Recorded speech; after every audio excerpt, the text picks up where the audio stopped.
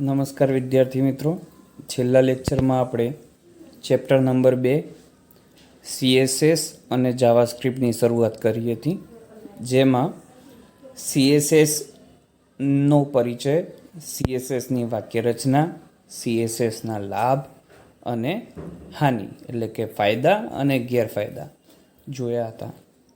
આજના લેક્ચરમાં આપણે ચેપ્ટરનો બીજો ભાગ એટલે કે જાવાસ્ક્રિપ્ટ વિશે માહિતી મેળવીશું. તો ચાલો શરૂઆત કરીએ. ચેપ્ટર નંબર 2નો આ બીજો લેક્ચર જાવાસ્ક્રિપ્ટનો પરિચય તથા જાવાસ્ક્રિપ્ટ કોડમાં કેટલાક નવા શબ્દો જે આવે છે તેના વિશે આપણે સમજીશું. ચાલો શરૂઆત કરીએ. જો અહીંયા હું જે અંડરલાઈન કરું ત્યાં ખાસ ધ્યાન આપજો. વેબ પેજમાં દેખાવનું નિયંત્રણ કરવા માટે HTMLનો ઉપયોગ કરવામાં આવે છે. HTMLનો ઉપયોગ પૂછાય તો વેબ પેજનો દેખાવ કે તમારું એક વેબ પેજ આવું છે સ્ક્રીન ઉપર, તો એમાં લોગો અહીંયા આવશે, ટેક્સ્ટ અહીંયા આવશે, પછી અહીંયા થોડો બીજો કન્ટેન્ટ આવશે, અહીંયા ફરી ઇમેજ આવશે. આ બધા દેખાવને મેનેજ કરવો હોય તો HTMLનો ઉપયોગ થાય. જે સ્થિત એટલે કે સ્ટેટિક હોય છે.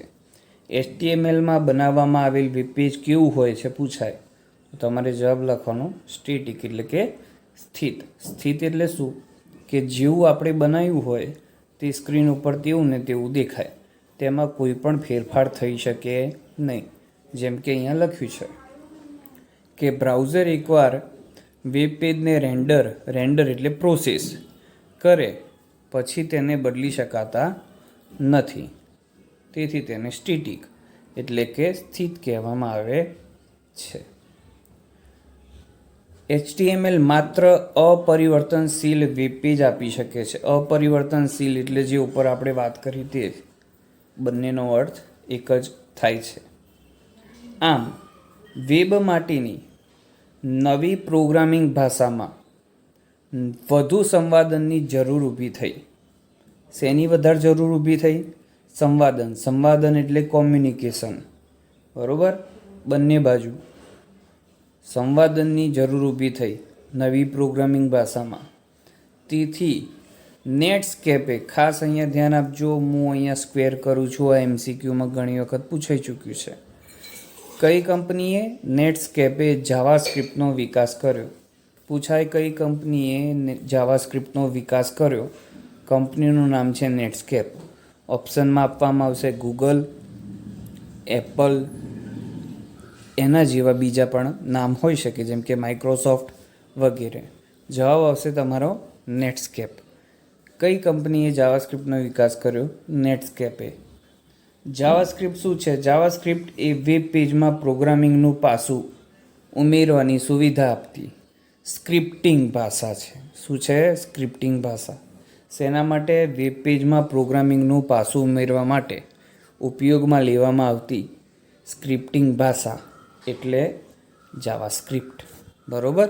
તો જાવાસ્ક્રિપ્ટ એક સ્ક્રિપ્ટિંગ ભાષા છે જે વેબ પેજમાં પ્રોગ્રામિંગનું પાસું ઉમેરવાની સુવિધા આપે છે. ચલો આગળ વધીએ. સ્ક્રિપ્ટિંગ ભાષા શું છે? જો અહીંયા અંડરલાઈન કરું કે જાવાસ્ક્રિપ્ટ સ્ક્રિપ્ટિંગ ભાષા છે એવું જોઈ લીધું આપણે, પણ સ્ક્રિપ્ટિંગ ભાષા એટલે શું? તો સ્ક્રિપ્ટિંગ ભાષા એક સરળ, હળવી પ્રોગ્રામિંગ ભાષા છે. શું છે? પ્રોગ્રામિંગ ભાષા. કેવી? સરળ અને હળવી. પૂછાય નીચેનામાંથી લખેલી કઈ એક સરળ અને હળવી પ્રોગ્રામિંગ ભાષા છે? તો જવાબ આવશે સ્ક્રિપ્ટિંગ ભાષા. સી કે જાવા અદ્યતન કાર્યોનો સમાવેશ કરવામાં આવ્યો હોવાથી તે સ્ક્રિપ્ટિંગ ભાષા કહેવાય નહીં.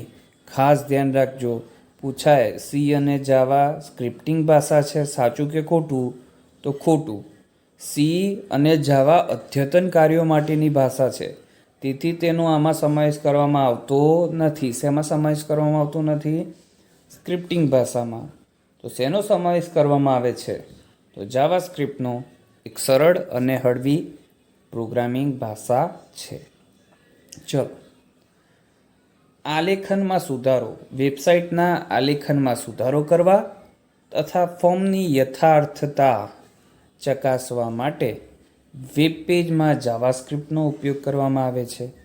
જાવાસ્ક્રિપ્ટનો ઉપયોગ પૂછાય તો ફોર્મની યથાર્થતા ચકાસવા તથા વેબસાઇટના આલેખનમાં સુધારો કરવા માટે તેનો ઉપયોગ કરવામાં આવે છે. HTML પાનામાં આ સંવાદન ઉમેરે છે. સંવાદન એટલે બંને બાજુ, બરોબર, ક્રિયા પ્રતિક્રિયા શક્ય છે જાવાસ્ક્રિપ્ટથી. HTML કોડમાં પ્રત્યક્ષ રૂપે તેને ઉમેરવામાં આવે છે.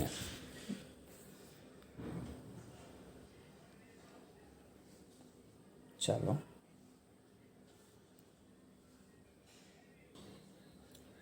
HTML કોડમાં પ્રત્યક્ષ રૂપે તેને ઉમેરવામાં આવે છે. હાલમાં Mozilla Firefox, chrome, safari, internet explorer જેવા તમામ બ્રાઉઝર જાવાસ્ક્રિપ્ટને સમર્થન આપે છે. આ બધા નામ શેના છે? ઇન્ટરનેટ બ્રાઉઝરના, બરોબર. Mozilla Firefox, Google chrome, safari, internet explorer, આ તમામ બ્રાઉઝર જાવાસ્ક્રિપ્ટને સમર્થન આપે છે, બરોબર. શું કરે છે? ગતિશીલ બનાવે, ડાયનેમિક. જો અહીંયા અંડરલાઈન કર્યું છે. HTML વિગતોની ગતિશીલ રજૂઆત માટે આ કોડનો સમાવેશ કરી શકાય છે. જાવાસ્ક્રિપ્ટ કોડનો ઉમેરો કરવાથી તેની અંદર રહેલી વિગતો, HTML વિગતો કેવી થઈ જાય? જે પહેલાં સ્થગિત એટલે કે સ્ટેટિક હતી તે હવે બદલાઈને ગતિશીલ એટલે કે ડાયનેમિક થઈ જાય છે. ચલો અહીંયા નીચે આવી જઈએ. જાવાસ્ક્રિપ્ટ આ ખાસ MCQમાં પૂછાતું હશે. જાવાસ્ક્રિપ્ટના સૌથી સામાન્ય વિનિયોગ ક્લાયન્ટ બાજુની સ્ક્રિપ્ટ છે. પૂછાય જાવાસ્ક્રિપ્ટ કેવી સ્ક્રિપ્ટ છે અથવા કઈ બાજુની સ્ક્રિપ્ટ છે?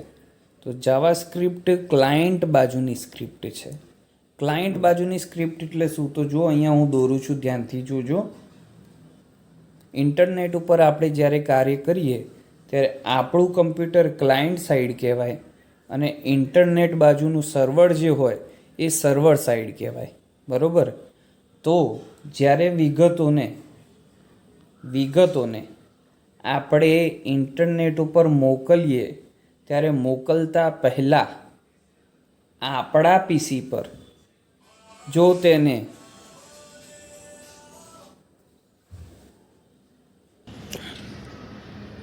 સર્વર તરફ વિગતોને મોકલતા પહેલાં જ જ્યારે માહિતી આપણા કમ્પ્યુટર ઉપર તેને ચકાસવામાં આવે તો આ પ્રકારની સ્ક્રિપ્ટ એટલે જાવાસ્ક્રિપ્ટ. ઓકે, એટલે તેને ક્લાયન્ટ બાજુની સ્ક્રિપ્ટ કહેવામાં આવે છે, જે બ્રાઉઝર દ્વારા ચલાવવામાં આવે છે. અહીંયા લખ્યું છે જુઓ, વિગતોને સર્વર તરફ મોકલવામાં આવે તે પહેલાં ક્લાયન્ટ બાજુ તેની યથાર્થતા ચકાસવામાં આવે છે. કેવી બાબતો તપાસવામાં આવે? તો જુઓ, ઉપયોગકર્તાએ કોઈ જરૂરી ફિલ્ડ ખાલી છોડી દીધું છે કે નહીં એ ચકાસે. ઈમેલ આઈડી બરોબર નાખ્યું છે કે નહીં તે ચકાસે. 2 ફિલ્ડની વિગતો સમાન છે કે નહીં તે ચકાસે. ઉપયોગકર્તાએ યોગ્ય તારીખ દાખલ કરી છે કે નહીં તે ચકાસે. આંકડાકીય ફિલ્ડમાં કોઈ લખાણ ઉમેરી દીધું છે કે નહીં તે ચકાસે. ઉદાહરણ તરીકે જો મોબાઈલ નંબર નાખવાનો કીધો હોય ને તમે ત્યાં આલ્ફાબેટ્સ A to Z કોઈ વિગત ત્યાં દાખલ કરો તો એ ખોટું કહેવાય. તો આ પ્રકારની યથાર્થતા ચકાસવા માટે જાવાસ્ક્રિપ્ટનો ઉપયોગ મોટા પાયે થાય છે. ચલો આગળ જોઈએ. જાવાસ્ક્રિપ્ટનો કોડ HTML વેબ પેજમાં કઈ રીતે લખવામાં આવે એ આપણે જોઈએ. જાવાસ્ક્રિપ્ટ કોડને વેબ પેજમાં સીધા જ એક સ્વતંત્ર વિભાગ સ્વરૂપે મૂકી શકાય છે. જેમ CSS મૂકી શકાય એવી રીતે જાવાસ્ક્રિપ્ટ પણ એક સ્વતંત્ર કોડ તરીકે HTML વેબ પેજમાં મૂકી શકાય. કયા ટેગનો ઉપયોગ પૂછાય MCQમાં? સ્ક્રિપ્ટ ટેગનો ઉપયોગ કરી જાવાસ્ક્રિપ્ટને આપણે HTML વેબ પેજમાં ઉમેરી શકીએ છીએ.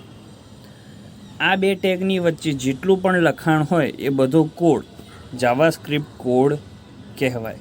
ખાસ યાદ રાખજો, MCQમાં પૂછાશે જાવાસ્ક્રિપ્ટ એ કેવી ભાષા છે? લખાણની બાબતમાં જાવાસ્ક્રિપ્ટ કેવી ભાષા છે? તો લખાણની બાબતમાં જાવાસ્ક્રિપ્ટ કેસ સેન્સિટિવ ભાષા છે. કેસ સેન્સિટિવ એટલે કેપિટલ એ અને સ્મોલ એ બંને અલગ, બંનેનો અર્થ અલગ, તેને કેસ સેન્સિટિવ કહેવામાં આવે છે. તો જાવાસ્ક્રિપ્ટ એ કેસ સેન્સિટિવ ભાષા છે. હવે આપણે એ તો જોઈ લીધું કે સ્ક્રિપ્ટ અને સ્લેશ સ્ક્રિપ્ટની વચ્ચે લખવું એ બધું જાવાસ્ક્રિપ્ટ કહેવાય, પણ પાછું આ કોડને HTMLમાં કયા ભાગમાં ઉમેરવાનો? બે ભાગ હોય, બોડી અથવા હેડ. કયામાં લખાય? તો જાવાસ્ક્રિપ્ટને HTMLના બોડી અથવા હેડ કોઈ પણ વિભાગમાં સમાવવામાં આવે છે. યાદ રાખજો, કોઈ પણ વિભાગમાં ઉમેરી શકાય, હેડ અથવા બોડી બંને. પરંતુ કોડને હેડ વિભાગમાં ઉમેરવો વધુ ઈચ્છનીય છે. શું લખ્યું? પૂછાય કે વધુ ઈચ્છનીય કયા વિભાગમાં? તો હેડ. પણ કયા વિભાગમાં ઉમેરી શકાય? તો હેડ અને બોડી બંને. પણ વધુ ઈચ્છનીય છે એવો શબ્દ દેખાય તો તમારે લખવાનું હેડ વિભાગ. કયા વિભાગમાં? હેડ વિભાગમાં જાવાસ્ક્રિપ્ટ કોડને ઉમેરવો વધુ ઈચ્છનીય છે, પરંતુ ઉમેરી તો બંનેમાં શકાય. સ્ક્રિપ્ટ ટેગ બ્રાઉઝરને તેની વચ્ચે રહેલા તમામ લખાણોને એક સ્ક્રિપ્ટ તરીકે અર્થઘટન કરવાનો નિર્દેશ કરે છે. આ ટેગની વચ્ચે જેટલું પણ લખેલું હોય એ બ્રાઉઝર સમજી જાય કે આ સ્ક્રિપ્ટ છે અને તેનો એ જ રીતે અમલ કરવાનો છે. જો અહીંયા એક ઉદાહરણ આપેલું છે, અંડરલાઈન હું કરું છું, દેખાતું હશે. આ HTML સ્ટાર્ટ, HTML ક્લોઝ, હેડ વિભાગ સ્ટાર્ટ, હેડ વિભાગ ક્લોઝ. એની વચ્ચે અહીંયા તમને 3 લાઈન દેખાય છે, સ્ક્રિપ્ટ સ્લેશ સ્ક્રિપ્ટ. આ છે જાવાસ્ક્રિપ્ટ. એની અંદર લખ્યું છે ડોક્યુમેન્ટ ડોટ રાઇટ, ડબલ કોટની વચ્ચે હેલો સ્ટુડન્ટ અને પાછળ સેમિકોલન કરેલું છે, બરોબર. અને નીચે પાછો બોડી વિભાગ છે. બોડી વિભાગમાં કંઈ નથી. ઉપર હેડ વિભાગમાં જાવાસ્ક્રિપ્ટ લખેલી છે. સમજીએ આ જે ઉદાહરણમાં જાવાસ્ક્રિપ્ટ આપેલું છે એ શું જણાવે છે. અહીંયા માત્ર એક જ વિધાન છે, document dot write hello students. અહીં રાઇટ એ એક પ્રક્રિયા છે. શું છે? પ્રક્રિયા, એટલે કે અંગ્રેજીમાં મેથડ. પૂછાય ડોક્યુમેન્ટ ડોટ રાઇટમાં રાઇટ શું છે? તો મેથડ છે, જે ડોક્યુમેન્ટ ઓબ્જેક્ટનો એક ભાગ છે. શેનો ભાગ છે? ડોક્યુમેન્ટનો. ડોક્યુમેન્ટનો એક ભાગ એટલે કે રાઇટ એક પ્રક્રિયા એટલે કે મેથડ છે, જે લખાણ દર્શાવવાનું હોય ત્યારે તેનો ઉપયોગ ચલ તરીકે કરવામાં આવે છે. લખાણ દર્શાવવું હોય સ્ક્રીન ઉપર તો ડોક્યુમેન્ટ ડોટ રાઇટ નામની મેથડનો ઉપયોગ થાય છે. અહીંયા લખાણ કયું છે? Hello students. ડબલ કોટમાં જે લખ્યું છે એ લખાણ છે, તેને ચલ તરીકે તે લે છે. વિધાનના અંતમાં આપવામાં આવેલું અર્ધ વિરામ ચિહ્ન, ખાસ ધ્યાન રાખજો, MCQ છે. અર્ધ વિરામ ચિહ્ન એટલે કે સેમિકોલન જાવાસ્ક્રિપ્ટમાં કેવું? વૈકલ્પિક છે. વિધાનના અંતમાં આપવામાં આવતું અર્ધ વિરામ ચિહ્ન જાવાસ્ક્રિપ્ટમાં વૈકલ્પિક છે, એટલે કે ઓપ્શનલ છે. તમે લખો તો સારી આદત છે, ના લખો તો એરર ના આવે, ચાલે, બરોબર. તો પાછળ જે વિધાનના અંતમાં સેમિકોલન કરવામાં આવે છે તે જાવાસ્ક્રિપ્ટમાં કેવું છે? વૈકલ્પિક. અર્ધવિરામ ચિહ્નનો ઉપયોગ સમાપ્તિ એટલે કે ટર્મિનેશનને બદલે અલગતા એટલે કે સેપરેશન માટે થાય છે. વસ્તુઓ એકબીજાથી અલગ છે તેવો નિર્દેશ કરવા માટે સેમિકોલન ચિહ્નનો ઉપયોગ કરવામાં આવે છે, નહીં કે સમાપ્તિ માટે. તેથી જો દરેક વિધાન નવી લીટીમાં લખવામાં આવતું હોય તો અર્ધવિરામ મૂકવાની જરૂર નથી.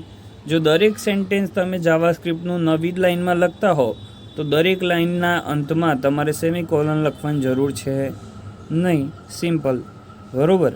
તો આ રીતે જાવાસ્ક્રિપ્ટનું એક સાદું ઉદાહરણ તમને પૂછવામાં આવે તો તમે લખી શકો script document dot write double કોટની વચ્ચે હેલો સ્ટુડન્ટ્સ સેમિકોલન લખો તો ચાલે, ના લખો તો ઠીક છે, ના લખો તો પણ ચાલે. અને નીચે સ્ક્રિપ્ટ ટેગ પૂરો કરવાનો, બરાબર. અને આ આખો સ્ક્રિપ્ટ ટેગ હેડ વિભાગ કે બોડી વિભાગ બંનેમાં લખી શકાય, પરંતુ હેડ વિભાગમાં લખવો વધુ હિતાવહ છે.